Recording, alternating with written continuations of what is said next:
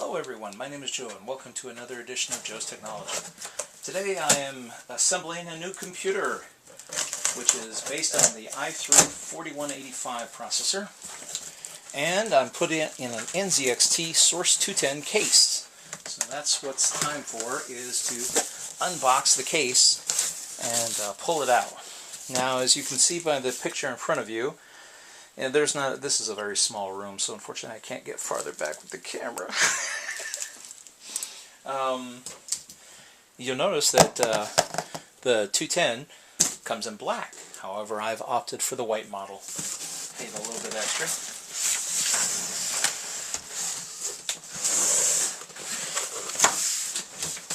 Now check out the 210. As always, my channel is not sponsored by NZXT or any other vendor. I'm just showing you the products that I buy with my own money that have given me good results in the past, and that's why I keep using them. Come on, 210, come out of there. Alright, well, so much for that. Although I do have to keep this packaging intact, because this computer, as soon as it's assembled, is going on a trip.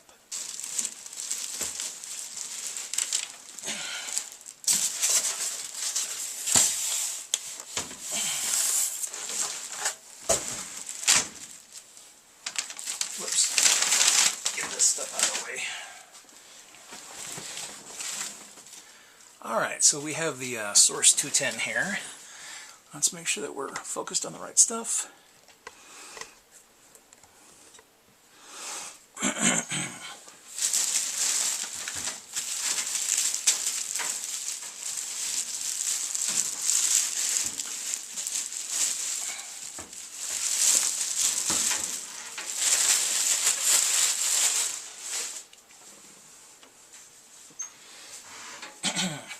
The 210 has thumb screws here on the side. Yeah, you can see. So if you want to, you don't even have to have a screwdriver, although I do have one, so it makes it a little bit easier.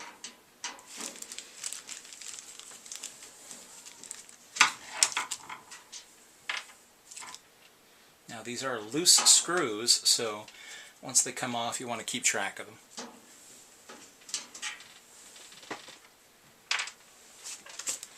Okay, with those two screws off, we now have access to the interior of the 210.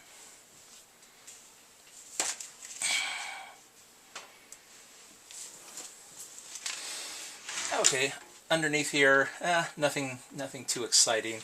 It's got a little room for cable management. There's space for our motherboard, a little space down at the bottom for our power supply, and it's ready to accept our motherboard. Okay, so here, let's take a look and see. Let's see, there should be a little bag here, complete with standoffs, and there is. So we'll just undo the twist tie. Trying to make sure all of this fits in the frame. Like I said, very small room. Oh, look at that, perfect. It looks like it just barely fits.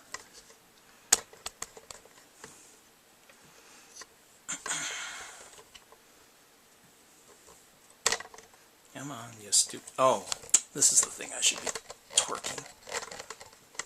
No, I guess not. Oh well, I'll figure that out later. My tripod has so many different settings on it. Trying to figure out which one will hold that camera steady. Okay, so the 210 comes with a manual. Gives a little rundown of its components. Basically, it has a removable faceplate. Both sides come off, so that you can access the back if you need to for whatever reason. Say, for example, you want to do a little bit of cable management and make it look pretty. Although in this case, the only reason to worry about cable management would be airflow, and that would only come into play if you're using front fans, because this is going to be a closed case. It does feature a rear case fan, which is a plus.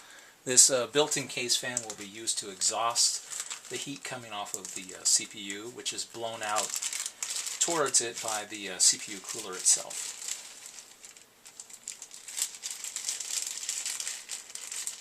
specifically what I'm looking for right at this moment are standoffs. Little metal bolts that I'll stick onto the case in order to have the motherboard sit in place. This bundle of cables here is for the front of the case itself.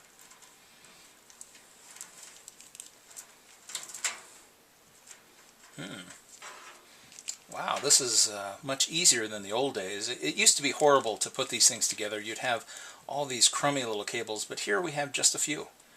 And these will be pretty easy to put in place. We've got a front USB.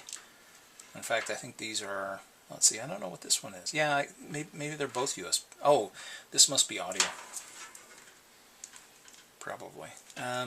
They're pin configured so you can't mess them up. Oh, that's right, the manual will tell us for sure. Now I'm curious. Now I have to see what it is. One is marked as USB, one is not marked at all. But here, let's see for sure.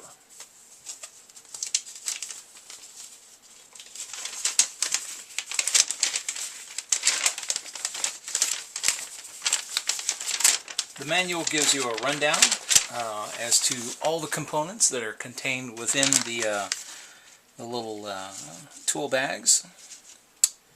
Let's see, blah blah blah.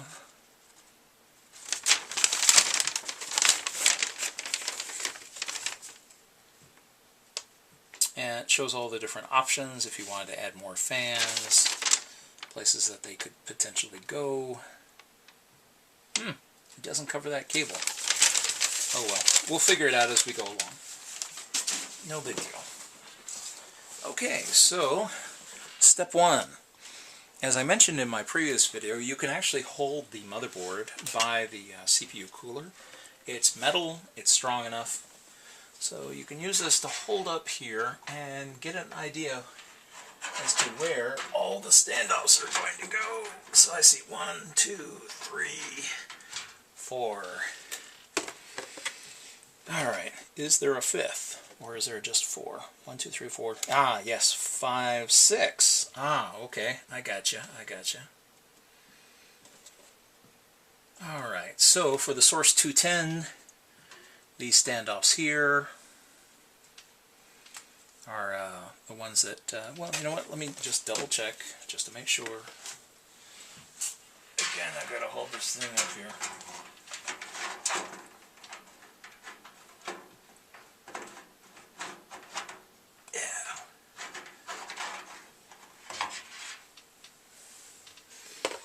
One, 2, 3, 4, 5, 6. Alright, so I've got all of them. Now keep in mind, if you're not using the exact same motherboard that I am, or if you're using a different revision of the same board, your standoff placement may be different. The only way to be sure is to put that motherboard over it and see where the holes line up to. As you can see, the case has multiple holes drilled in it because the manufacturer wants it to be compatible with the widest number of motherboard types as possible, so that they can, you know, sell more sell more cases.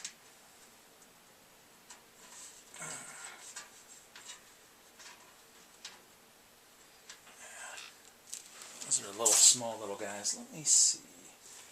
I thought, maybe I'm wrong, but I was under the impression that I had a socket for those. Nope, I guess I'm wrong. I had just picked up a new set of screwdrivers, and unfortunately a little socket for these things is not one of the things that I picked up. Ouch! Alright. Note to NZXT. Companies like Cooler Master are nice enough to include a small socket which is threaded so that it can be used with a Phillips screwdriver, and it'd be really helpful if NZXT might do the same thing with these darn standoffs. Because otherwise they're going to be too high. I'm going to end up getting in here with a wrench. If you have a small crescent wrench, you're going to get friendly with it if you don't happen to have, as I do, a small little socket driver.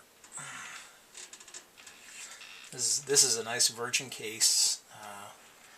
There's paint inside these screw threads, these holes, and so driving these standoffs through it is going to be a bit of a chore. This is not uncommon. This is sadly the way that this usually goes. So don't be surprised. Oh, see, that one went through very easily. The others, not so simple. You might even be able to do it with a pair of pliers, but you know, if you've got a small crescent wrench, you'll probably be in better shape. Now, as you can see, this motherboard is designed, case is designed to accommodate motherboards of a much larger size than the one that I happen to have bought for this build. It's an inexpensive case for the money, so I'm not really worried about the extra space. In fact, that just makes it so that it'll be harder for this computer to overheat because it's got more room inside. Ouch. Yeah, time to get out the wrench. Alright, so I'm going to take a little break and then put the board on. But these standoffs should now line up with the holes that are on my motherboard. So I can drop the motherboard in place, screw it to the standoffs. You know, once the standoffs have been tightened in and are flush where they're supposed to be. If I screw it in now, the way they are, the standoffs are sitting up too high and the board will not fit properly with the back of the case the way it needs to. So now I'll go ahead and we'll pause here, go get the wrench, and screw these in just a little bit tighter. Joy for joy.